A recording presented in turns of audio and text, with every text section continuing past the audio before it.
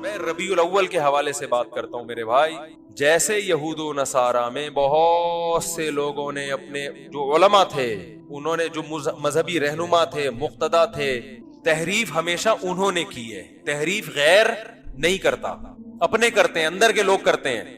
گھر میں لڑائی اندر کے لوگوں سے ہوتی ہے نا, باہر والا تو گھر میں گھستا ہی نہیں, اس کو کیا پتا کیا ہو رہا ہے ان کے گھر میں. تو میں اب ربیع الاول کے حوالے سے کچھ باتیں آپ کی خدمت میں پیش کروں, اور میں ان پہ اپنے جو بھی قرآن و سنت کے دلائل ہیں وہ آپ کے سامنے رکھوں گا.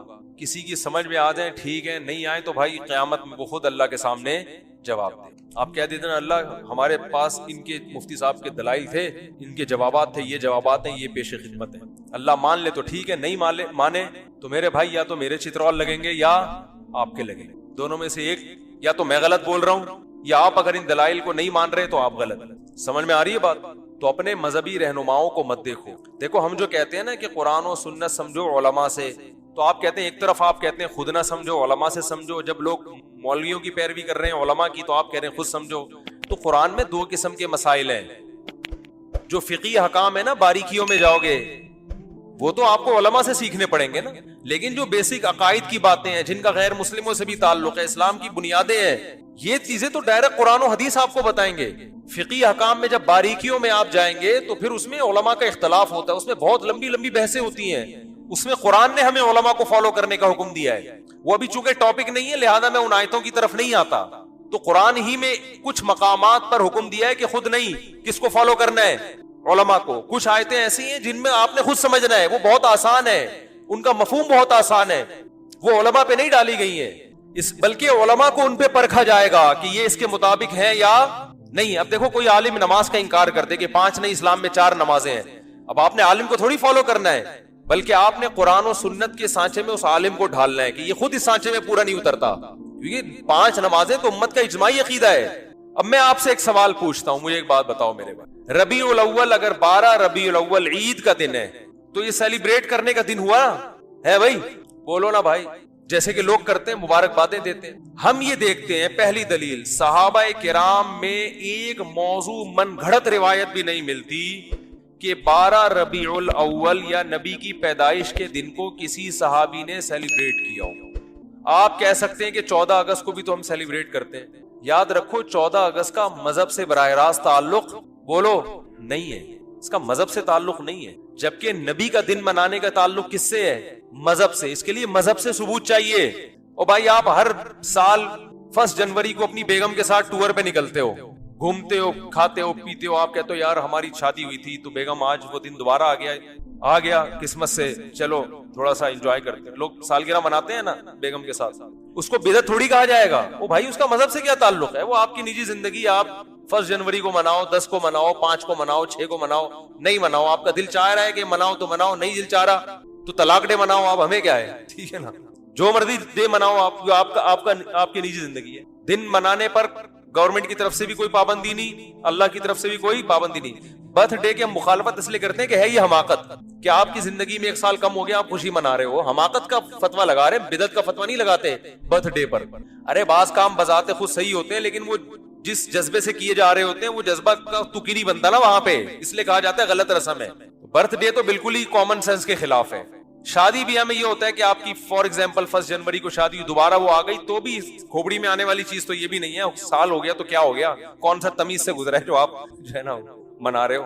لیکن اگر کوئی منا رہے نہیں جی بیگم آج ہم اچھا کھائیں گے, آج ہم جائیں گے گھومنے پھرنے, تو چلو یار آپ کی بیگم ہے, آپ دونوں لائف کو انجوائے کرو, ہم کیوں کباب میں ہڈی بنے. زیادہ سے زیادہ یہ کہا جائے گا یار یہ غیروں سے رسم آئی ہے, انگریزوں سے آئی ہے, اس سے زیادہ اس پر اعتراض نہیں ہوگا, اس کا مذہب سے تعلق نہیں ہے. برتھ ڈے پر تو 2 اعتراض ہوں گے نا, ایک تو غیروں سے آئی, دوسرا کہ یار آپ کی موت کے قریب ہو گئے اور آپ کیک کاٹ رہے ہو کہ میں 52 سال کا ہو گیا. 52 سال کے نہیں, آپ کی زندگی میں 52 سال اور کم ہو گئے ہیں, ٹھیک نا. تو ابھی عبرت کا ٹائم تک کیک کھانے کا, کیک کھا کے اپنی عمر اور کم کر رہے ہو. پیسٹری اور کیکوں سے تو عمر کم ہوتی ہے نا. 52 سال کا ہو گئے, شکر ادا کرو, اب تھوڑا اچھا کھاؤ اب, ورنہ جو اس پہ شکر ادا کرو کہ آپ نے کیک کھائے ہر سال, پھر بھی اللہ نے 52 تک آپ کو پہنچا دیا. اب توبہ کر لو کیک سے. کیک اور پیسٹری تو آپ کو پتا ہے ہارٹ اٹیک کا بہت بڑا ذریعہ ہے, لیکن رسول اللہ صلی اللہ علیہ وسلم ہمیں کامل دین دے کر گئے ہیں. آپ نے ہمیں بتا دیا کہ سیلیبریشن کا ڈے کون سا ہے, عبادت کا دن कौन सा है? अब ना इबादत में कमी बेशी और ना उन त्योहारों में कोई कमी बेशी होगी। सही है बुखारी, सही है मुस्लिम की हदीस है, आप सल्लल्लाहु अलैहि वसल्लम ने फरमाया, हजरत अनस इब्न मालिक रावी हैं कि अल्लाह ज़माने जाहिलियत में अरब एक खास दिन ईद मनाया करते थे। आपने फरमाया अल्लाह ने इनके बदले हमें दो ईदें दे दी हैं, एक ईद उल फितर और एक ईद उल अजहा। समझ में आ रही है बात? दो ईदें अल्लाह ने हमें इसके बदले दे दी है। तो इस्लाम में जो ईद है कितनी है? दो। इन ईदों में हुक्म है आप अच्छे कपड़े पहने, और इसकी कोई लॉजिक भी है ना। लॉजिक ये कि रमजान के रोजे खत्म हुए, छुट्टी, जिस्मानी खुशी भी रूहानी खुशी। जिस्मानी खुशी ये वही होटल के पराठे शुरू दोबारा से, गुटके की परमिशन मिल गई आपको। ये जिस्मानी। रूहानी ये कि अल्लाह ने इतनी बड़ी इबादत हमसे ले ली। वैसे एक रोजा रखना कितना मुश्किल है, पूरे महीने अल्लाह ने रोजे रखवा दिए, गन पॉइंट पे रखवा लिए ना, फर्ज कर दिए। वरना हमें इख्तियार देता तो हम तो सारी जिंदगी सोचते ही रहते। अल्लाह ने कहा रखने पड़ेंगे बस। तो चलो जबरदस्ती अल्लाह ने इबादत करवा ली, मगर करवा तो ली ना। इस बहाने अल्लाह का नाम लेने की तौफीक मिल गई। रमजान ना होता तो रमजान की इबादतें होती नहीं होती। तो ये दोनों खुशियां, बकरा ईद में भी दो खुशी। रूहानी खुशी है कि इब्राहिम अलैहिस्सलाम की सुन्नत जिंदा हो रही है, गुनाह माफ हो रहे हैं कुर्बानी के जरिए। जिस्मानी खुशी, गोश्त खाने को मिल रहा है ताजा, अपने हाथों का ज़बह किया, यकीन है गाय का ही है, बकरे का है, यकीन है। वरना क्या पता भाई क्या क्या लोग होटलों में खाते हैं, खिलाते हैं। तो वाफर मिकदार में गोश्त खाने से बड़े फायदे होते हैं। बयान भी हमारे जब ही समझ में आते हैं। लोग जो इतराज करते हैं ना, मुझसे भी क्या बैठ के बातें कर रहे होते हैं शादियों में, भाई आप जब सब्जी खाओगे तो नहीं समझ में आएगी। सब्जी खाने वाले की समझ में, हिंदू बहुत ज्यादा इतराज करते हैं इस्लाम की 4 शादियों पर, भाई जब सब्जी खाओगे तो कहां से समझ में आएगी ये बात? गोश्त खाओ। तो खैर दोनों दो अल्लाह ने ईदें दी। अब मुझे एक बात बताओ कि हम देखते हैं कि रसूलुल्लाह सल्लल्लाहु अलैहि वसल्लम के दौर में रबीउल अव्वल दर्जनों दफा आया। आप सल्लल्लाहु अलैहि वसल्लम के दुनिया से जाने के बाद का टाइम भी अगर मिलाया जाए और आपका टाइम मिलाया जाए तो दर्जनों बार आया है। यानी कोई एक ज़ईफ से ज़ईफ रिवायत भी नहीं मिलती कि इस महीने को सहाबाए कराम ने दूसरों महीनों से कोई अलग हैसियत दी हो, कहीं भी नहीं मिलती। हत्ता के रसूलुल्लाह सल्लल्लाहु अलैहि वसल्लम की जो तारीख विलादत है वो भी 12 बनती नहीं है किसी हिसाब से। फलकियात की रूह से अगर आप कैलकुलेशन करें ना बैठ के, तो ना तारीख वफात 12 रबीउल अव्वल बनती और ना तारीख विलादत। देखो इस्लामी त्यौहार जो होते हैं ना, बल्कि दुनिया में किसी भी मजहब के जो त्यौहार होते हैं उनकी डेट में किसी का इख्तलाफ नहीं होता, क्योंकि वो ऐसी चीजें जो तमाम अहले मजाहिब को जोड़ देती है। जैसे हिंदू जो होली मनाते हैं, जहां भी दुनिया में हिंदू पाया जाएगा एक ही दिन पे मनाएगा वो होली। ईसाई क्रिसमस मनाते हैं पूरी दुनिया के किस दिन?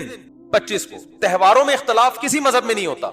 मुसलमान ईद उल फितर मनाते हैं यकम शव्वाल को। किसी भी मसलक का मुसलमान होगा शव्वाल की पहली तारीख, क्या देवबंदी, क्या बरेलवी, क्या अहले हदीस, क्या शिया, क्या सुन्नी, क्या हत्ता के जो यानी जिनकी सिर्फ इस्लाम की तरफ अपनी निस्बत करते हैं वो लोग, चाहे इस्लाम से उनका ताल्लुक हो ना हो, ईद त्योहार यकम शव्वाल वो अलग बात है। यकम शव्वाल में फर्क आता है कि हमारे यहाँ यकम शव्वाल एक दिन पहले तो वहां एक दिन बाद, लेकिन है फर्स्ट शव्वाल।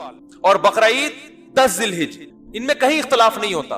अगर 12 रबीउल अव्वल त्योहार है मुसलमानों का तो इसकी तायीन में इस कदर इख्तलाफ है कि आप अगर किताबें उठा के देखोगे सही हदीस तो एक भी नहीं मिलेगी, एक भी नहीं मिलेगी। हत्ता के अहमद रजा खान बरेलवी उन्होंने अपनी किताब में पूरा एक रिसाला लिखा है कि नबी की सही विलादत की तारीख क्या है, उसमें 8 रबीउल अव्वल साबित किया उन्होंने। वो किताब का हवाला भी मैंने दिया था।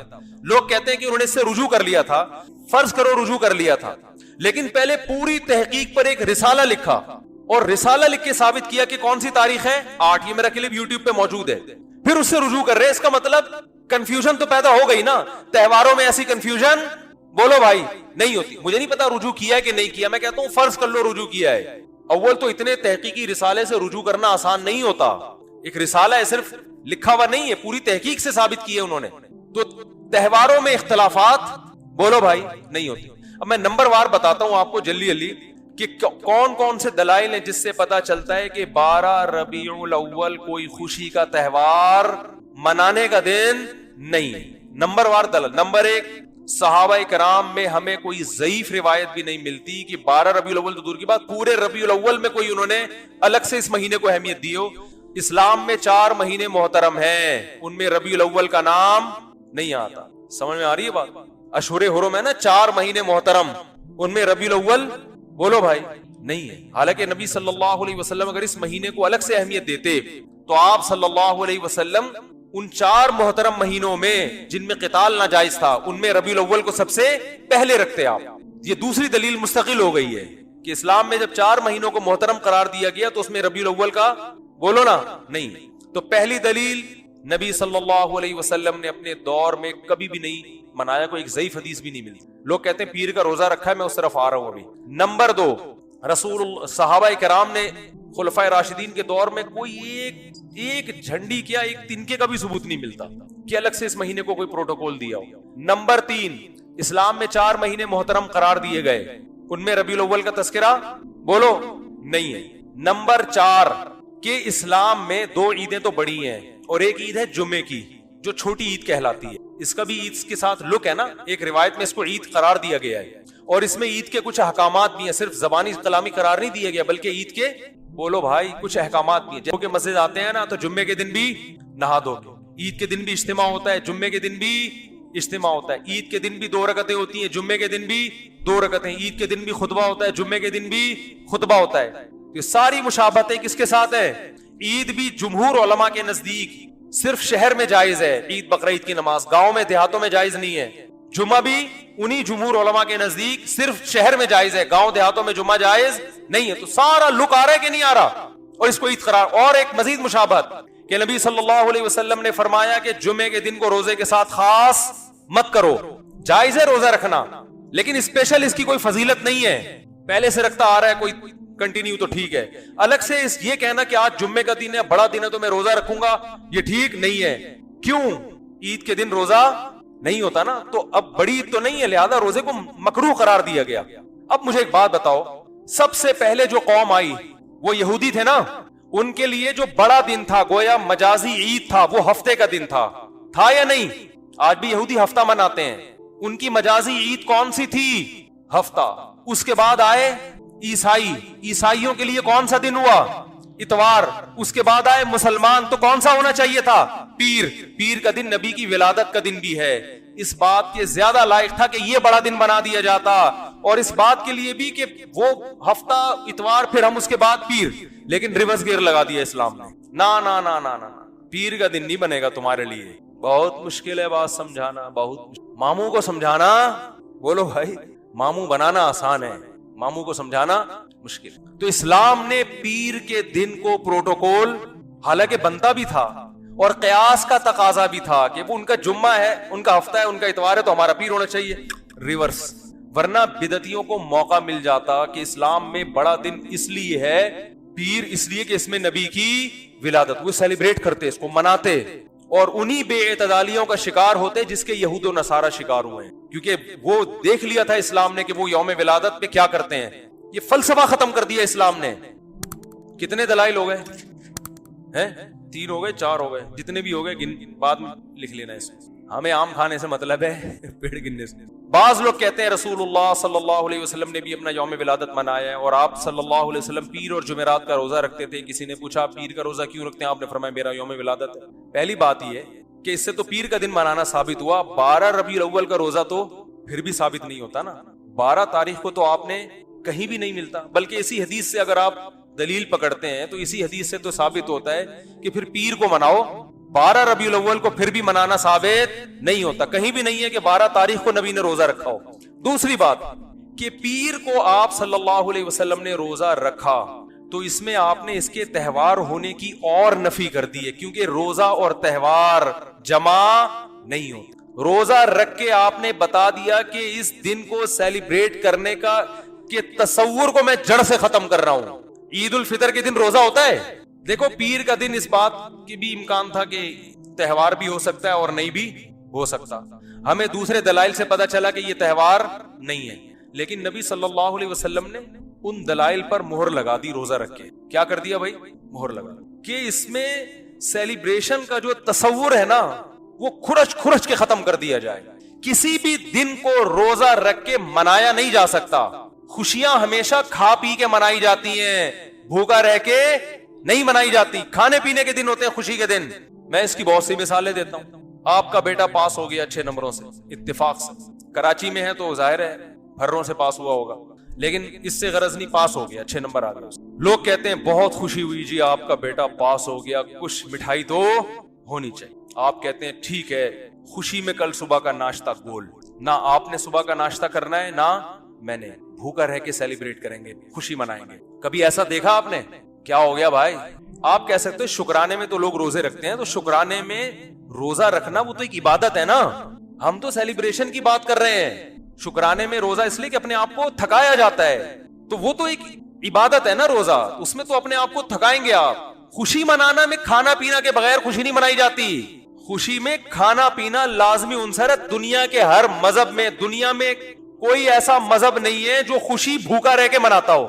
دیکھو نبی صلی اللہ علیہ وسلم نے فرمایا للصائم فرحتان، روزے دار کے لیے 2 خوشیاں ہیں، فرحتیں ہیں، ایک جب جنت میں اجر ملے گا اور ایک جب افطاری کے لیے بیٹھتا ہے وہ۔ تو روزے دار کو بھی خوشی روزہ رکھ کے نہیں ہوتی، روزہ کھا کے ہوتی ہے۔ کیا مطلب؟ نبی نے بتایا کہ صبح سے شام تک جو تم خوشی لیس زندگی تم نے گزاری ہے نا روزے کی حالت میں، اس میں خوشی بالکل بھی نہیں تھی، فرحت نہیں تھی۔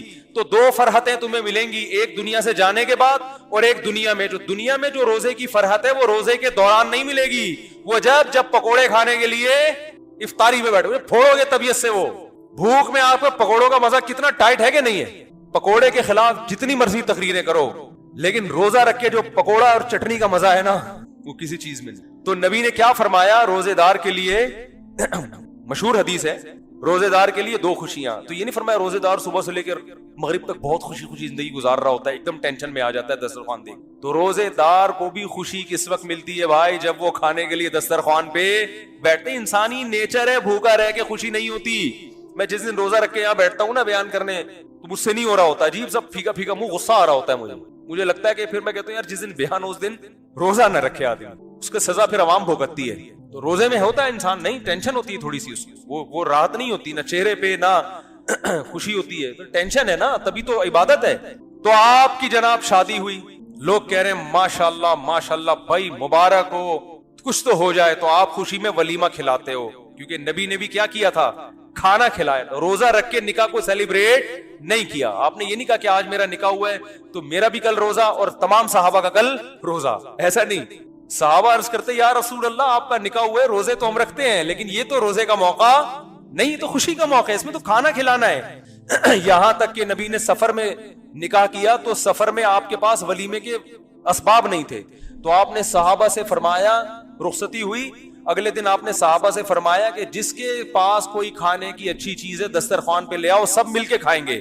تو اپنے خرچے پہ بھی کھلانا ضروری نہیں ہے ولیمے میں، اگر نہیں ہے بھائی ابھی سفر میں ہے کوئی بات نہیں یار، تھوڑا سا اللہ گلہ ہو جائے گا، آؤ سب بیٹھ کے ایک دسترخوان پہ کھاتے ہیں، اس کا اپنا مزہ ہے نا۔ تو نبی نے ہمیشہ خوشی منائی ہے کھانا کھا کے، روزہ رکھ کے خوشی نہیں دنیا کے کسی مذہب میں نہیں منائی جاتی۔ تو پیر کے دن آپ صلی اللہ علیہ وسلم نے روزہ رکھ کے اپنے یوم ولادت میں سیلیبریشن کے اور سیلیبریٹ کرنے کے کانسیپٹ کو ہمیشہ کے لیے جڑ سے ختم کر دیا۔ اب جو نبی کا سچا عاشق ہوگا وہ ربیع الاول کو خوشیاں نہیں منائے گا، بہت زیادہ کچھ کرے گا تو روزہ رکھ لے گا۔ ہم تو کہتے ہیں اس کے لیے بھی ثبوت چاہیے، روزہ رکھنے کے لیے بھی، لیکن اگر آپ کوئی قیاس کر کے ادھر ادھر سے نکالتے بھی ہو تو زیادہ زیادہ روزہ مل جائے گا۔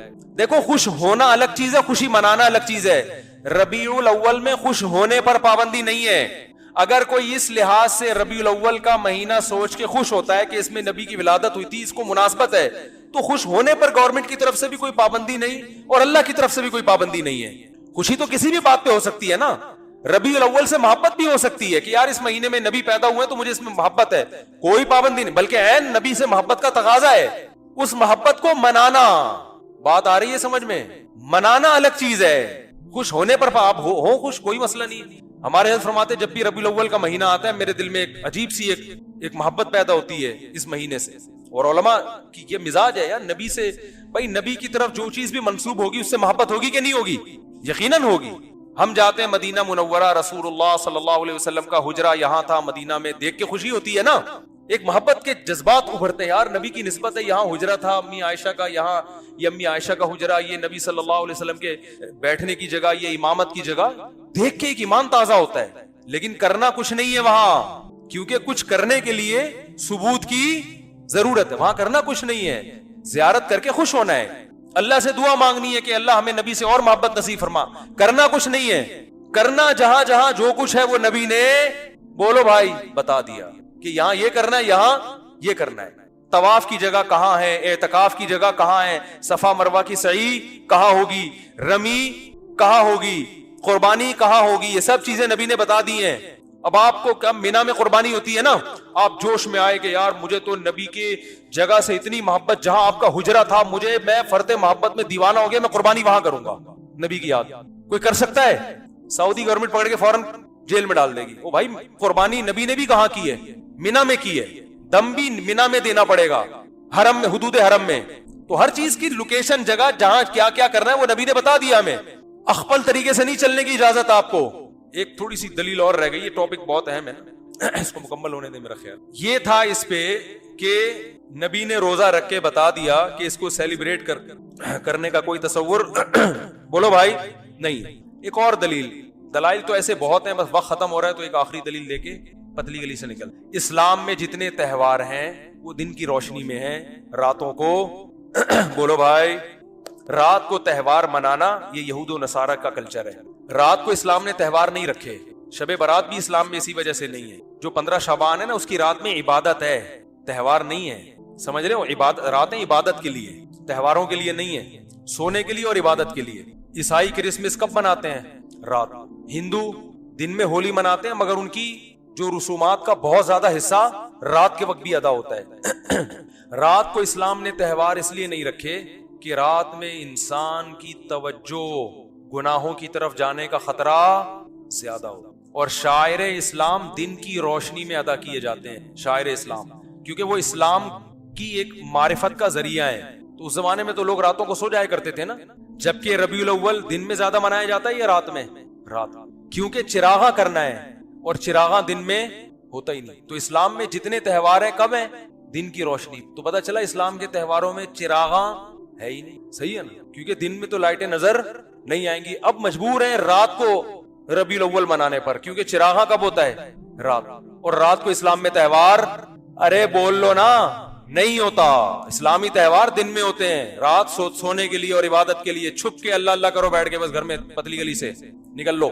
تو یہ بھی خود ایک اس بات کی دلیل ہے کہ یہ تہوار جس طریقے سے منایا جا رہا ہے وہ اسلام کے مزاج کے بھی کیا ہے؟ بالکل اپوزٹ ہے, بالکل اگینسٹ ہے. اسلام کا مزاج بھی اس کو قبول نہیں کرتا. تو اللہ کرے یہ باتیں سمجھ میں آ جائیں اور سنت کو فالو کرنا شروع کر دیں. باقی نبی کی یاد میں نعتیں پڑھنا بہت اچھی بات ہے, اس سے کون منع کرتا ہے. سیرت کا جلسہ کرنا بھی جائز ہے. آپ صلی اللہ علیہ وسلم کی سیرت کو بیان کرنے کے لیے 2-4 تمبو لگا دے, جلسہ کر لے, وہی حرج نہیں ہے. کبھی بھی کیا جا سکتا ہے, ربیع الاول میں بھی کیا جا سکتا ہے. سیرت پر بیان کرنے میں بھی کوئی پابندی, بلکہ عین عبادت ہے سیرت پر بیان کرنا. کسی بھی مہینے میں ہو سکتی ہے, ربیع الاول میں بھی ہو سکتی ہے. بات یہ ہو رہی ہے کہ جو کچھ آج کل بدماشیاں ہو رہی ہیں, جو کچھ ہو رہی ہے, ایک شور شرابہ بھونپو لے کے لوگوں کے کا سکون برباد کر دینا.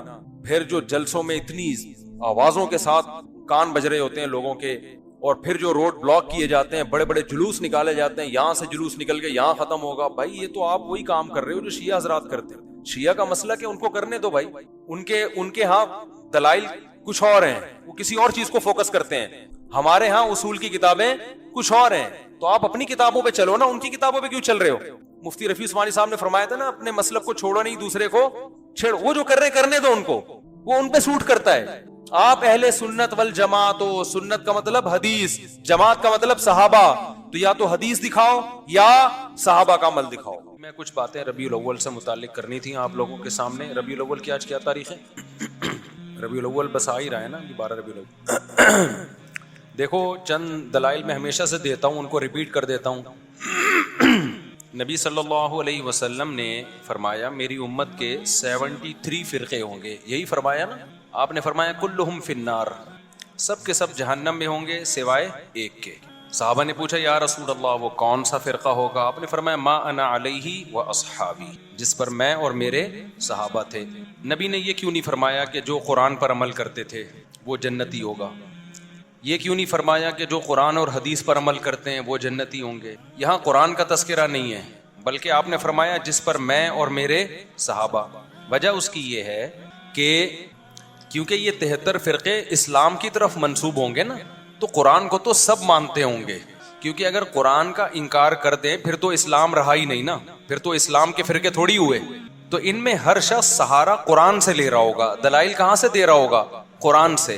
تو نبی کی حدیث کا مطلب یہ ہوا کہ ان کی قرآن کی آیتوں سے متاثر مت ہونا، بلکہ دیکھنا میرا کس پر عمل تھا، کیونکہ قرآن سب سے زیادہ سمجھنے والا میں اور قرآن پہ سب سے زیادہ عمل کرنے والا میں.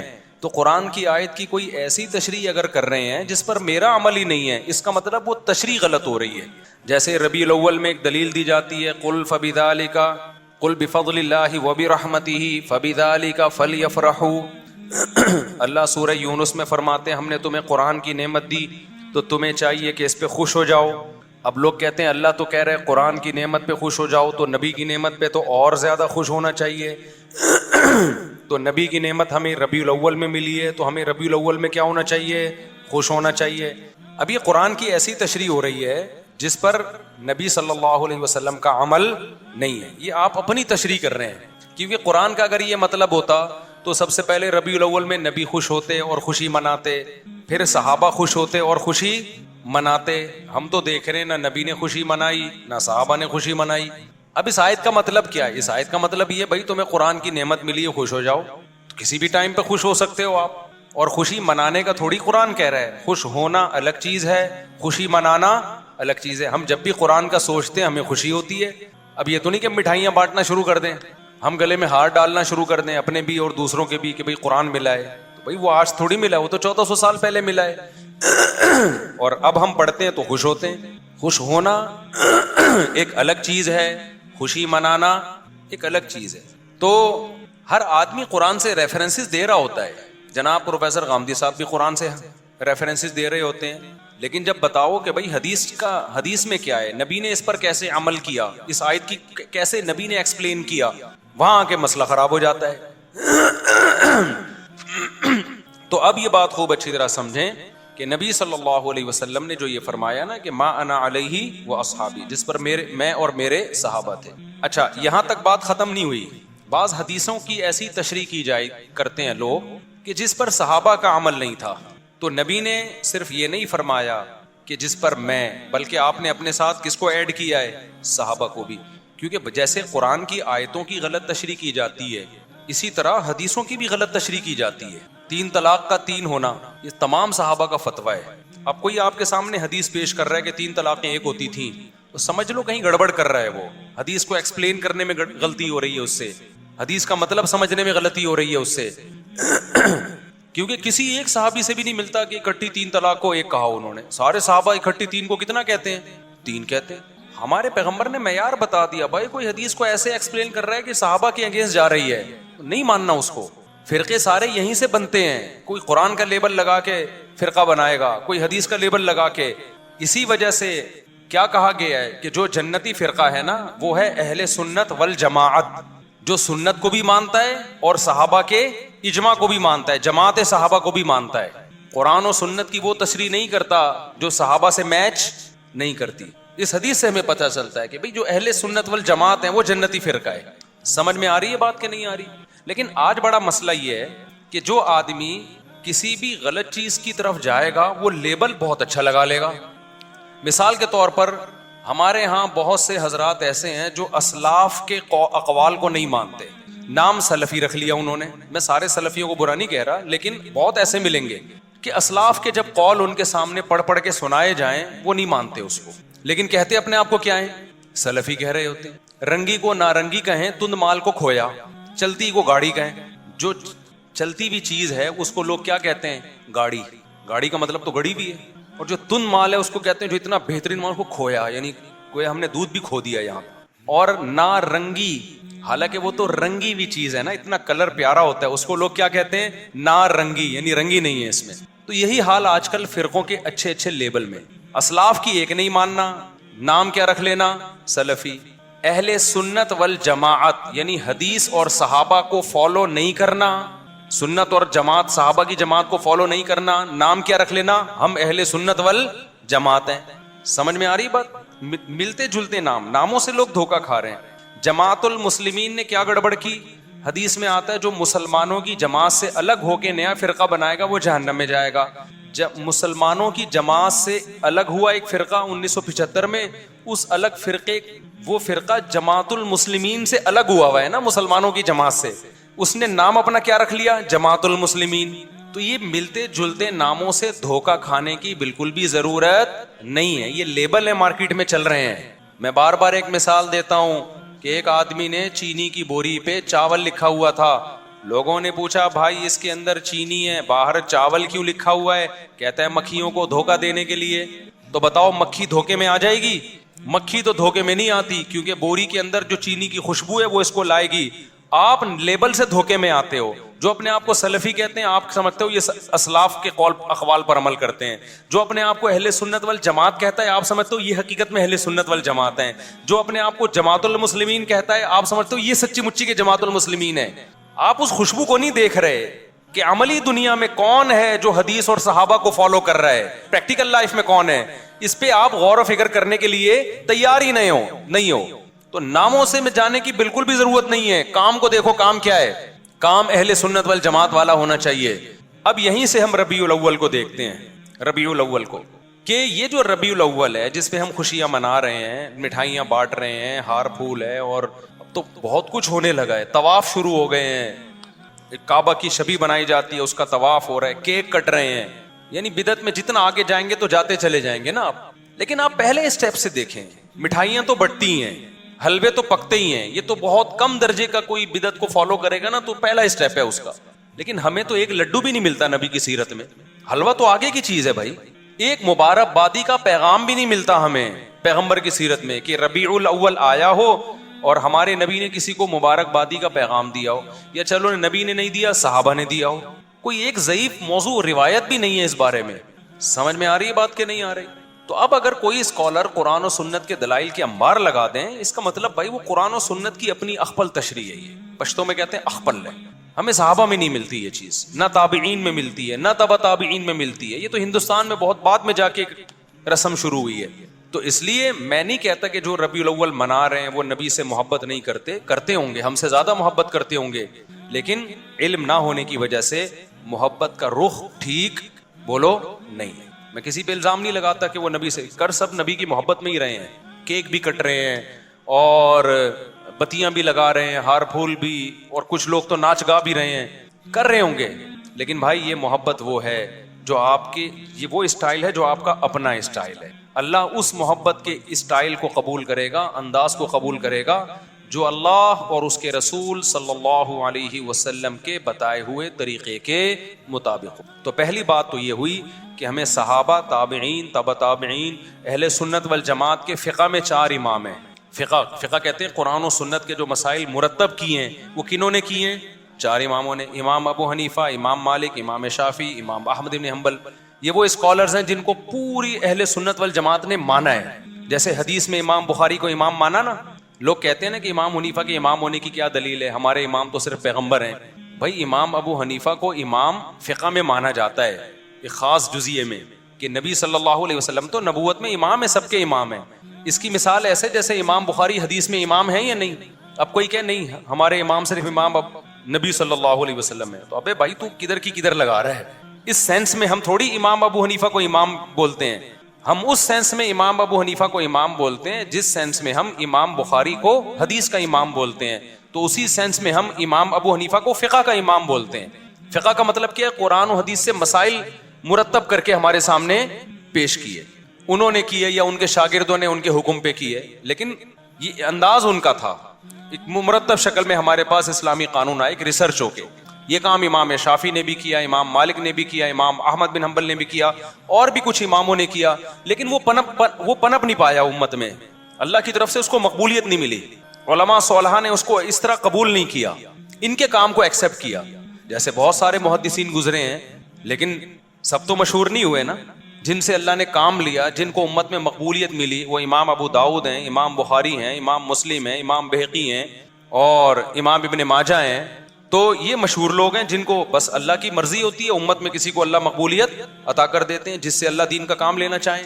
تو اس سینس میں امام حنیفہ کو امام کہا جاتا ہے۔ کچھ لوگ کہتے ہیں ہمارے امام تو صرف محمد صلی اللہ علیہ وسلم ہے اور کوئی ہمارے امام نہیں ہے، ان کو اپنے دماغ کے علاج کی ضرورت ہے. ایک صاحب کہنے لگے, میں نے کہا قائد اعظم نے فرمایا. اس نے کہا قائد اعظم جو ہے نا صرف پیغمبر صلی اللہ علیہ وسلم ہے. قائد اعظم مطلب سب سے بڑے قائد, وہ صرف محمد صلی اللہ علیہ وسلم ہے. ابے میں نے کہا کدھر کی کدھر لگا رہا ہے. قائد اعظم ہم اس سینس میں نہیں کہتے کہ نبی کے مقابلے میں, وہ تو یقیناً پیغمبر صلی اللہ علیہ وسلم ہے. قائد اعظم کا مطلب جتنے دنیا میں اس زمانے میں امام جو محمد علی جناح کے دور میں جو بھی قائدین ہیں جنہوں نے اپنے قوموں کی آزادی کے لیے محنت کی, اس سینس میں ہم قائد اعظم کہتے ہیں. تو آج کل سینس لیس لوگ ہیں اور وہ ہمیں کہہ رہے ہیں ہم سے دین سیکھو, جن کو امام کے لفظ کا مطلب نہیں. امام ہر جگہ مختلف معنی میں استعمال ہوتا ہے. اب آپ کو ہمارے امام مفتی طارق مسعود صاحب ہیں, اگلا کہ ہمارے امام تو صرف جو ہے محمد صلی اللہ علیہ وسلم ہے. تو آپ کہو بھائی ہم مسجد کے امام کی بات کر رہے ہیں, نماز میں ہمارے امام مفتی صاحب ہیں. اگلا بولے نہیں, نماز میں بھی ہمارا امام محمد صلی اللہ علیہ وسلم ہے. آپ کہو بھائی اصل میں یوں بتانا چاہ رہا ہوں کہ نماز میں, جمعے کی نماز میں ہمارے امام مفتی طارق مسعود صاحب ہیں. آپ کہیں نہیں, جمعے میں بھی ہمارا امام کون ہے؟ محمد صلی اللہ علیہ وسلم, ہم ان کو دیکھیں گے. اس کا مطلب یہ پاگل ہے, یہ کیا ہے, اس سے بحث کرنا فضول ہے. تو امام ابو حنیفہ کو محمد صلی اللہ علیہ وسلم کے مقابلے میں امام نہیں کہا جاتا. امام ابو حنیفہ کو اس سینس میں امام کہا جاتا ہے کہ رسول اللہ صلی اللہ علیہ وسلم سے جو حدیثیں منقول ہیں, اسی طرح قرآن سے اور صحابہ کے جو اقوال ہیں ان کو چھانٹی کر کے, ان میں بحث مباحثہ کر کے, دلائل کی قوت کی زور سے ایک رائے قائم کر کے اسلامی لا کو ریٹن فارم میں لانا, اور پھر پوری دنیا کے علماء کا اس پہ اعتماد کرنا, یا بڑی دنیا کا اس پہ اعتماد کرنا. اس سینس میں ان کو امام کہا جاتا ہے. سمجھ میں آ رہی ہے بات کہ نہیں آ رہی ہے؟ اس سینس میں امام کہا جاتا ہے. تو اہل سنت والجماعت کے فقہ میں جو حدیثوں میں امام بخاری بھی امام ہے, امام مسلم بھی ہے, امام ابو داؤد بھی ہیں. اب اگر کوئی حدیث کی آج ایسی تحقیق لا رہا ہو جو امام بخاری کی تحقیق سے میچ نہیں کر رہی, تو آپ اس کی تحقیق کو مانو گے؟ اٹھا کے دیوار پہ پھینک دو گے, بولا کہ تو نیا آیا ہے کیا؟ یہ کام ائمہ محدثین پہلے کر چکے ہیں. اسی طرح یاد رکھو فقہ میں یہ چاروں کو امام مانا گیا ہے, اور ان کے شاگردوں کو ان کے شاگردوں کو ان کے بعد امام مانا گیا ہے, اور ان کے شاگرد صدیوں سے چلتے چلتے آج تک آ رہے ہیں. امام شافعی کے بھی امام احمد بن حنبل یہ امام بخاری کے استاذ ہیں. اب سوچو امام بخاری کا استاذ کیا بلا ہوگا, وہ میں بلا برے سینس میں نہیں کہہ رہا, علم میں کیا مقام ہوگا جو امام بخاری کے کیا ہیں, استاذ ہیں. اور پھر امام احمد بن حنبل کے استاذ ہیں امام شافعی, سمجھ رہے ہو. پھر امام شافعی کے استاذ ہیں محمد ابن حسن جو امام ابو حنیفہ کے شاگرد ہیں, اور امام محمد بن حسن کے استاذ کون ہیں؟ امام ابو حنیفہ. تو انہوں نے مرتب کیا ہے, ان کے شاگردوں نے کیا, لیکن انہی کے حکم پہ اور انہی کے اقوال کو ترتیب دے کے نا, کتاب الوضو, کتاب الزکوٰۃ, کتاب الصوم. اس سے پہلے یہ ترتیب ہمیں نہیں ملتی تھی, جیسے حدیثوں کی ترتیب نہیں ملتی تھی ہمیں, حدیثیں تو تھیں ترتیب نہیں تھی. تو ایسے ہی فقہ کے مرتب ہونے سے پہلے فقہ تو تھا, مسائل تو تھے, مرتب بعد میں کیا گیا ہے. اب جب ایک چیز مرتب ہو جاتی ہے نا تو پھر آپ اس کے پابند ہو جاتے ہیں. پھر اس میں یہ کہنا کہ اس کی کیا دلیل ہے کہ میں ابو حنیفہ یا امام شافعی کے فقہ کو فالو کروں, نبی کے دور میں تو کچھ بھی نہیں تھا. تو میرے بھائی یہ بالکل ایسی فضول بات ہے جیسے کوئی کہ مجھے کیا ضرورت ہے امام بخاری کی کتاب کو فالو کروں, نبی کے دور میں تو یہ کتاب تھی نہیں. بھائی نبی کے دور میں یہ ساری حدیثیں تھیں, مرتب بعد میں کیا گیا, صحیح ضعیف کو چھانٹا بعد میں کیا ہے. جب کر لیا تو اب آپ اس کو فالو کرنا پڑے گا آپ کو اس کو. تو اسی طرح نبی کے دور میں, صحابہ کے دور میں مسائل تھے, مرتب نہیں تھے, چھانٹی نہیں تھے, ضعیف قول بھی تھا, صحیح قول بھی تھا. ان ائمہ نے مرتب کر کے قانون کو مرتب کر دیا. اب جب مرتب کر دیا, پوری امت اس پہ جمع ہو گئی, اب آپ اس سے ہٹو گے تو آپ ایک نیا فتنہ کھڑا کرو گے. اب آپ کو اس کا پابند ہونا ہے. میں سمجھا پا رہا ہوں اپنی بات؟ تو اس لیے اب جو دلیل دی جاتی ہے وہ ایسے کہ قرآن, حدیث, اجماع امت اور فقہ, وہ اسلامی فقہ جو آج سے پہلے اہل سنت والجماعت کے اماموں نے مرتب کر دیا ہے. اب اس میں دکھانا پڑے گا آپ کو. تو ہم دیکھتے ہیں ان چاروں میں ربیع الاول کا تذکرہ نہیں ملتا ہمیں کہ ربیع الاول کوئی مقدس مہینہ ہے, یا ربیع الاول میں لڈو کھانا ہے, یا لڈو میں اس لیے بولتا ہوں مزہ لڈو میں ہے, حلوے بولنے میں مزہ نہیں آتا. بھائی ہم ربیع الاول میں لڈو کھا نہیں رہے, بولنے تو دو نا, اتنی بھی سختی نہیں ہے اسلام میں. تو لڈو کا جو مزہ ہے نا, اصل میں یہ لڈو میں نے یہاں سے سیکھا. ہمارے بچپن میں ایک دوست تھے, وہ کہیں رشتہ لینے بھیجا نا انہوں نے, تو ان کا رشتہ ہو گیا. تو وہ ہمارے بڑوں, خاندان کے بڑوں میں سے آتے تھے. تو اب وہ جس دن جا رہے تھے نا منگنی کرنے, تو میرا کزن مجھے کہہ رہا تھا ان کے دل میں لڈو پھوٹ رہے ہیں. تو وہاں سے مجھے لڈو کا لفظ یاد ہو گیا. ان کے دل میں کیا پھوٹ رہے ہیں؟ وہ اپنی نا مسکراہٹ چھپا نہیں پا رہے تھے. تو میرے دوست نے مجھے ان کے دل میں لڈو پھوٹ رہے ہیں. لیکن شادی کے بعد پھر جو ایسے ان کے دل میں کریلے پھوٹے ہیں نا, وہ اللہ ہی. تو خیر, تو ہم دیکھتے ہیں نہ امام ابو حنیفہ سے اس بارے میں کچھ منقول ہے، نہ امام شافعی سے، نہ امام مالک سے، نہ امام احمد ابن حنبل سے۔ یہ چاروں فقہ کے امام ہیں جن کو پوری دنیا میں فالو کیا گیا ہے۔ آپ انڈونیشیا میں جاؤ گے سارے شافعی ملیں گے، ملیشیا میں جاؤ گے سارے شافعی ملیں گے آپ کو، ایران میں جاؤ گے جو اہل سنت والجماعت میں سارے حنفی ملیں گے آپ کو، ازبکستان، آذربائیجان جو روس سے آزاد ریاستیں ہیں ان میں سارے حنفی ملیں گے آپ کو، پورا افغانستان حنفی ہے، پورا پشاور حنفی، پورا لاہور، سوائے چند فیصد لوگوں کے جو حنفی نہیں ہے، وہ بھی اب حنفی نہیں ہوئے، ان کے باپ دادوں میں جاؤ گے وہ بھی سارے کیا تھے؟ حنفی۔ کچھ لوگ کہتے ہیں ہم منگول ہیں، تو منگول سارے حنفی تھے جب اسلام قبول کیا تھا انہوں نے۔ سمجھ میں آ رہی ہے بات؟ کچھ لوگ کہتے ہیں ہم کیا ہیں؟ منگول ہیں، تو آپ ماضی میں جاؤ گے سارے منگول کیا تھے جب اسلام قبول کیا تھا؟ سارے کیا تھے؟ وہ حنفی تھے۔ یہاں تک کہ آج جو یہ کہہ رہے ہیں نا ہندوستان پاکستان میں حنفی نہیں ہوں، تو وہ نہیں ہے تو اس کے ابا حنفی تھے، ابا نہیں ہو تو دادا حنفی تھے، دادا نہیں تو پردادا تو کنفرم کیا تھے؟ حنفی۔ اسلام آیا ہی حنفی ہی اسلام لے کر آئے ہیں بر صغیر میں۔ سمجھ میں آ رہی ہے بات؟ بر صغیر میں اسلام کون لے کر آیا ہے؟ حنفی لائے ہیں، تو سارے حنفی تھے۔ جتنے بر صغیر میں آپ کو حنفیوں کے علاوہ نظر آئیں گے نا یا شافیوں کے علاوہ، تو وہ دادا پردادا پردادا کے اوپر، بس اس سے آگے ان کے سارے کون تھے؟ وہ حنفی۔ تو پوری دنیا میں جہاں بھی اسلام گیا ہے نا، اور آج تھوڑی گیا ہے، صدیوں پہلے گیا ہے، تو یا تو حنفی تھے۔ پورا افریقہ مالکی ہے، وہاں امام مالک کے فالوورز پہنچے جنگوں میں، جہاد میں، تو وہاں سارا کیا ہے؟ فقہ مالکی ہے۔ ملیشیا، انڈونیشیا، سارا کیا ہے؟ فقہ شافعی ہے۔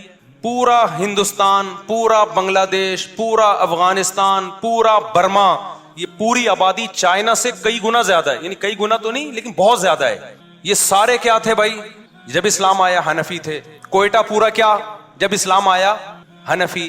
افغانستان میں جتنے بڑے بڑے جہادی کمانڈر گزرے ہیں جو لڑتے رہے ہیں غیر مسلموں سے، ہندوستان میں آ کے جو راجپوتوں سے لڑائیاں ہوئی، ہندوؤں سے لڑائیاں ہوئی، پانی پت کی لڑائی، وہ سارے حنفی تھے۔ شاہ اسماعیل شہید رحمۃ اللہ علیہ جو انگریزوں کے خلاف جہاد کرنے نکلے، وہ اور ان کی فوج میں سارے کیا تھے؟ حنفی۔ مجدد الفسانی رحمۃ اللہ علیہ جنہوں نے جب اکبر بادشاہ نے نیا دین نکالا اور ملحد ہو گیا، اس کے جو ہے نا اس کو اصلاح کرنے والے اور ہندوستان میں اسلام کو بچانے والے مجدد ثانی، وہ بھی کیا تھے؟ تو آپ کو ہندوستان کی 1200 سالہ تاریخ میں سارے حنفی ملیں گے، آپ ملیشیا کی 1200 سالہ تاریخ میں سارے شافعی ملیں گے آپ کو، سعودی عرب کی 1200 سالہ تاریخ میں 70-75% حنبلی ملیں گے آپ کو۔ سمجھ رہے ہیں؟ اور یہ چاروں اہل سنت کے والجماعت کے مکاتب فکر ہیں۔ اب یہاں لوگ ایک بات کہتے ہیں کہ ہمیں تو نبی نے حنفی نہیں کہا، نہ ہمیں نبی نے شافعی کہا ہے۔ سمجھ رہے ہو بات کو؟ ہم تو مسلم ہیں، یقیناً مسلم ہیں، غیر مسلم کے مقابلے میں۔ اللہ نے ہمارا نام مسلم رکھا ہے کس کے مقابلے میں؟ غیر مسلم۔ لیکن جب اہل سنت والجماعت میں ہی قانون مرتب ہو گیا تو اس قانون میں اگر کوئی ایک مکتبہ فکر کو فالو کر رہا ہے تو وہ دوسرے مکتبہ فکر سے جو اپنی پہچان الگ کرے گا مسلم کہہ کے نہیں کرے گا۔ اب کوئی شافعی یہاں بیٹھا ہوا ہو، مجھ سے پوچھے آپ کیا ہیں، میں کہا مسلم، تو کہے گا میں کیا غیر مسلم نظر آ رہا ہوں تجھے؟ تو حنفی کہا جاتا ہے شافعی کے مقابلے میں، حنبلی کہا جاتا ہے شافعی کے مقابلے میں، اور اس کی ضرورت کبھی پڑتی نہیں ہے، کبھی پڑھے تو کہا جاتا ہے ورنہ پڑتی نہیں ہے ضرورت اس کی۔ سمجھ رہے ہو؟ کہ میں تو ابھی صرف یہ بتانے کے لیے بتا رہا ہوں کہ یہ جو آج کل نئے نئے مارکیٹ میں فرقے آ رہے ہیں نا کہ ہمارا کوئی فقہی دین نہیں، نہ ہم حنفی ہیں نہ شافعی ہیں، ان کے ابا دادا پردادا کیا تھے؟ سارے حنفی تھے۔ اب یا تو وہ سارے غلط تھے یا یہ غلط ہیں، تو لوگ بڑے آرام سے کہہ دیتے وہ سارے غلط تھے۔ وہ سارے کیا تھے؟ غلط۔ میرے ایک بیان پہ کسی نے کمنٹس کیے کہ اگر صدیوں سے مسلمان غلط چیز پہ چلے آ رہے ہیں تو کیا ہم اس غلطی پہ باقی رہیں کیا؟ یہ کمنٹ بہت دفعہ آتے ہیں میرے بیان پہ۔ مفتی صاحب بار بار یہ کہتے ہیں کیا یہ سارے صدیوں سے غلط تھے، کیا یہ سارے صدیوں سے غلط تھے؟ پھر لوگ یہ بھی نیچے کمنٹس میں کمنٹس بہت پڑھتا ہوں اپنے بیانات کے نیچے تاکہ مجھے بھی اصلاح کا موقع ملے نا، مجھے پتہ چلے ہمارے بیان کا امپیکٹ کیا ہو رہا ہے، پبلک جا کدھر کو رہی ہے۔ تو بہت سے لوگ یہ کہتے ہیں کیا یہ سارے غلط تھے؟ پھر دلیل میں کہ یہود و نصارہ میں بھی تو سارے غلط تھے، یہود و نصارہ بھی تو صدیوں سے غلط چلے آ رہے ہیں، تو وہ غلط ہو سکتے ہیں تو ہم نہیں غلط ہو سکتے؟ تو خوب سمجھ لو، اس قوم کو، اس امت کو یہود و نصارہ پہ قیاس کرنا غلط ہے۔ یہود و نصارہ میں جو پیغمبر آئے وہ آخری نبی نہیں تھے، لہذا اللہ کی طرف سے کوئی گارنٹی نہیں تھی کہ یہ گمراہ نہیں ہو سکتے، لہذا وہ صدیوں سے سارے گمراہ ہو گئے۔ وہ آخری نبی نہیں ہے اور نئے نبی نے آنا ہے، لیکن ہمارے پیغمبر صلی اللہ علیہ وسلم کے بعد اب کوئی نیا پیغمبر نہیں آئے گا، لہذا اللہ نے ضمانت لی ہے کہ اب یہ امت صدیوں سے غلط بات پہ جمع نہیں ہو سکتی۔ کیونکہ نیا پیغمبر آ کے تھوڑی ٹھیک کریں گے اس امت کو, تو علماء صلحاء نہیں ٹھیک کرنا ہے, تو سارے غلط ہو گئے تو ٹھیک کون کرے گا؟ کیا 15ویں صدی میں 2-4 اسکالر آ کے ٹھیک کریں گے؟ کیا نہیں آئی بات میرا خیال ہے سمجھ میں. تبھی حدیث میں آتا ہے لا تجتمع امتی علی ضلالہ, آپ نیٹ پہ لکھیں, اس کا ریفرنس آ جائے گا, عربی میں لکھ دیں آپ. نبی صلی اللہ علیہ وسلم نے فرمایا میری امت گمراہی پہ جمع نہیں ہو سکتی. اس میں آپ نے یہ نہیں فرمایا کہ فلاں سن میں نہیں ہو سکتی, فلاں میں ہو سکتی ہے, مطلب کبھی بھی جمع نہیں ہو سکتی. جب کبھی بھی نہیں ہو سکتی تو اس کا مطلب صدیوں سے جو اتنی بڑی امت چلی آ رہی ہے نا, یہ ٹھیک تھی. آپ غلط ہیں جو نئی نئی چیزیں مارکیٹ میں آ رہی ہیں. جتنے آپ کو یہاں ملیں گے نا جو حنفیت کو چھوڑ چکے ہیں, ان کے ابا یا تو حنفی, ابا بھی چھوڑ چکے تو دادا حنفی نکلیں گے ان کے. یہ 2-3 صدیوں سے پہلے یہ سلسلہ جاتا ہی نہیں, کوئی قبر بھی نہیں دکھا سکتا کسی غیر حنفی کی ہندوستان میں 250-300 سال پرانی, سمجھ رہے ہو؟ زندہ تو دور کی بات, قبر بھی نہیں ملے گی آپ کو. تو انگریزوں سے ہم لڑے ہیں بھائی, انگریزوں نے ہم سے حکومتیں چھینی ہیں. خلافت عثمانیہ کا خاتمہ ہوا, وہ بھی سارے حنفی تھے جنہوں نے خلافت قائم کی. 300-400 سال تو بڑی اسٹرانگ خلافت تھی. تو یورپ انہی کو مسلم سمجھتا تھا, انہی کے خلاف سازشیں کرتا تھا, انہی کی حکومت کو توڑا گیا ہے. وہ اسلامی لا جو خلافت عثمانیہ میں 500-600 سال چلا ہے, وہ تو فقہ حنفی تھا سارا, وہ بھی غلط. بنو عباس میں زیادہ تر فقہ حنفی تھا, وہ بھی غلط. بنو امیہ میں جو سب سے بڑے قاضی تھے امام ابو یوسف تھے, قاضی القضاء, وہ بھی حنفی تھے. تو یار یہ کدھر کو آپ قوم کو لے کے جا رہے ہو ہیں؟ کوئی غیر مسلم جب اسلام قبول کرے اور آپ کو حنفی شافی سارے غلط ہوتے ہیں, ایک دین محمدی پہ آ جاؤ, تو غیر مسلم اس نعرے سے اٹریکٹ تو بہت ہوگا, لیکن اس کو ایک بہت بڑا سوال پیدا ہوگا کہ جب ہم کتابوں کی طرف جاتے ہیں, ہم علماء کی سیرت پڑھتے ہیں, تو 4 طبقات ملتے ہیں کتابوں میں. آپ جب بھی کسی عالم کی سیرت پڑھیں گے نا, تو یا تو طبقات حنفیہ میں ہوگا, یا طبقات شافعیہ میں, یا طبقات مالکیہ میں, یا طبقات حنابلہ میں. اس کے علاوہ کہیں ملے گا ہی نہیں آپ, الا ماشاء اللہ اکا دکا. علامہ شوکانی ہو گئے, ابن حزم ظاہری ہو گئے, چند ایک کروڑوں میں. سمجھتے ہو کہ نہیں سمجھتے ہو؟ تو یہ جو لیبل اچھے اچھے لگا کے آپ کو لوگ کہہ رہے ہیں نا ہم فرقوں کے خلاف ہیں, وہ فرقوں کے خلاف نہیں ہے, وہ ایک نیا فرقہ مارکیٹ میں لانچ کر رہے ہیں. میں بار بار یہ بات کہتا ہوں, سمجھتے ہو؟ اچھا, بات سے بات چل پڑی ہے. ابھی میں تو ربیع الاول پہ بات کر رہا تھا. لوگ یہ بھی کہتے ہیں کہ ان چاروں کو پہ ریسرچ کر کے ایک کیوں نہیں کر دیتے آپ؟ یہ بڑا سوال کیا جاتا ہے کہ یار 4 مکاتب فقہ ہیں, حنفی, مالکی, شافعی, تو قرآن حدیث سے ریسرچ کر کے ایک پہ آ جاؤ نا. دیکھو ان چاروں اماموں نے قرآن حدیث ہی پہ ریسرچ کر کے بہت سی چیزوں میں اتفاق کر لیا ہے. اب جن چیزوں میں ہو گیا ان میں تو چاروں متفق ہیں, سب میں ہر میں 4 رائے تھوڑی ہیں. بہت سے مسائل ایسے ہیں جن میں ریسرچ ہوئی 3 امام ایک طرف ہو گئے. بہت سے مسائل میں ریسرچ ہوئی 2 کی رائے ایک طرف اور 2 کی ایک طرف. کچھ مسائل ایسے ہیں جن میں 1 کی رائے ایک طرف اور تینوں کی دوسری طرف. وہ ریسرچ کے بعد ہی ہوئی ہے. اب جب ہو گئی, اب اس اختلاف کو ختم نہیں کیا جا سکتا, کیونکہ اب اس کو ختم کرنے کے لیے بیٹھیں گے تو نئی نئی آراء اور وجود میں آئیں گی. اتھارٹی کون ہے جو یہ فیصلہ کرے گی کہ یہ صحیح ہے وہ غلط ہے؟ یہ تو ایک نئی جنگ میں امت چلی جائے گی نا. اب اس کا حل یہی ہے کہ ایک کو فالو کرو, دوسرے کو برا مت کہو, کیونکہ وہ بھی قرآن حدیث سے, یہ بھی قرآن حدیث سے ہے. تو امت صدیوں سے اس ٹریک پہ چل رہی ہے اور بڑی کامیابی سے چلی ہے. اسی ٹریک پہ چلتے ہوئے دنیا پہ حکومت کی ہے. ہندوستان میں ہم نے 1000 سال حکومت کی. اگر ہم ہندوستان میں بیٹھ جاتے ہیں نا کہ نہیں یہ غلط ہے, نیا بناؤ, تو نیا نہیں بنتا. مسلمانوں کی تلواریں آپس میں ہی چلتی رہتی, ایک دوسرے سے مناظروں میں ہی ساری صلاحیتیں برباد ہو جانی تھی. سمجھتے ہو کہ نہیں سمجھتے ہو؟ تو منگول بھی کیا تھے بھائی؟ حنفی تھے وہ. تو اگر کوئی کہہ رہے کہ میں یوں, تو وہ باپ دادا سارے ان کے حنفی نکلیں گے آپ. تو اچھا, اور اگر پھر بھی میں کہتا ہوں کوئی نہیں مانتا ان چاروں مکاتب فکر کو, وہ کہتا ہے یہ غلط ہے چاروں, ہم صرف مسلم ہیں, یقیناً ہم صرف مسلم ہیں, لیکن جہاں ضرورت ہوگی, جہاں فقہا کا اختلاف ہوگا, تو پھر تو مینشن کرنا پڑے گا نا میں کس کی رائے کو فالو کرتا ہوں. لیکن اگر آپ نہیں مانتے, آپ کہتے ہو چاروں غلط ہیں, میں قرآن و حدیث پہ لوگوں کو لاؤں گا. آپ کے خیال میں یہ تورات و انجیل پہ لے کر آئے ہیں, ہم قرآن و حدیث پہ لاتے ہیں, تو پھر میں آپ سے کہتا ہوں پھر آپ بھی ایک فقہ مرتب کر دو. کتاب الوضو, کتاب الزکات, کتاب الصوم ایک لکھو جس پہ آپ کے مسلک کے سارے علماء کے دستخط ہوں. لیکن ایسا پاسبل, کیونکہ ایک رائے ہوگی, دوسرے کی دوسری رائے ہوگی, تیسرے کی, اور اتنا اختلاف ہوگا جو چاروں اماموں میں بھی نہیں ہے. اتنا بڑا ایک اختلاف, تو 5واں مرتب ہی نہیں ہے کوئی. تو مرتب نہیں ہے تو ہم کیسے لوگوں کو کہیں کہ اس کو فالو کرو؟ ہے ہی نہیں. اب میں آتا ہوں ربیع الاول کی طرف. تو اب مجھے بتاؤ, قرآن میں ہے ربیع الاول منانے کا؟ حدیث میں ہے. اگر قرآن کی آیتیں سے آپ نکالتے بھی ہو, تو ہم پیغمبر کی سیرت میں ہمیں کیوں نظر نہیں آتا؟ صحابہ کی سیرت میں ہمیں نظر کیوں نہیں آتا؟ تابعین کی سیرت میں, چاروں اماموں کی کتابوں میں کیوں نہیں ہے؟ وہ تو زیادہ ماہر تھے وہ تو. اور ہمارے جو حضرات ہیں جو ربیع الاول مناتے ہیں, وہ تو امام حنیفہ کو کہتے ہیں اپنے آپ کو کہ ہم ان کی اتباع کرتے ہیں. وہ تو اپنے آپ کو حنفی کہتے ہیں, تو فقہ حنفی کی کتابوں میں دکھا دیں بھائی, جو معتبر کتابیں ہیں اس میں بھی کہیں نہیں ملے گا آپ کو. اب رہ کیا گیا؟ اب رہ گئے ہمارے جذبات. تو دین جذبات کا نام نہیں ہے, دین کس کا نام ہے؟ اللہ اس کے رسول کی اطاعت کا نام ہے. اب میں ایک بات آپ سے کر کے اپنی بات کو ختم کرتا ہوں.